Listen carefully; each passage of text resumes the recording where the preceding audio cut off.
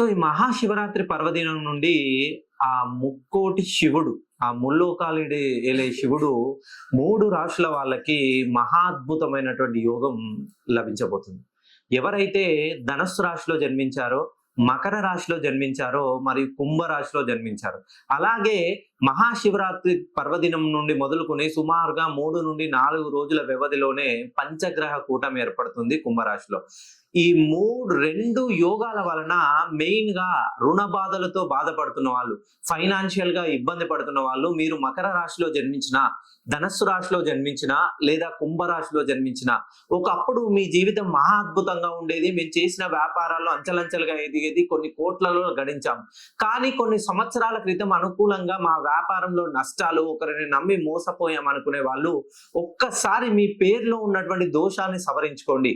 ఎందుకనంటే ఈ ఫిబ్రవరి 15 6 అంటే శుక్రుడికి సంబంధించిన నెంబరు. శుక్రుడు దగ్గర మృత సంజీవని విద్య ఉంటుంది. ఏదైతే ఎవరైతే కోల్పోయారో అది తిరిగి సంపాదించే యోగ్యతను ప్రసాదించే ఒక యోగం శుక్రుడి దగ్గర ఉంది. ఒక్కసారి మీరు ఈ ఫిబ్రవరి 15వ తేదీన మహాశివరాత్రి రోజు శివుడికి 108 బిల్వ పత్రాలతో అభిషేకం చేయించిన తర్వాత మీ పేరులో ఉన్నటువంటి దోషాన్ని సవరించుకుంటే మీరు ఏదైతే తిరిగి కోల్పోయారో దాన్ని తిరిగి రెండింతలు సంపాదించబోతున్నారు.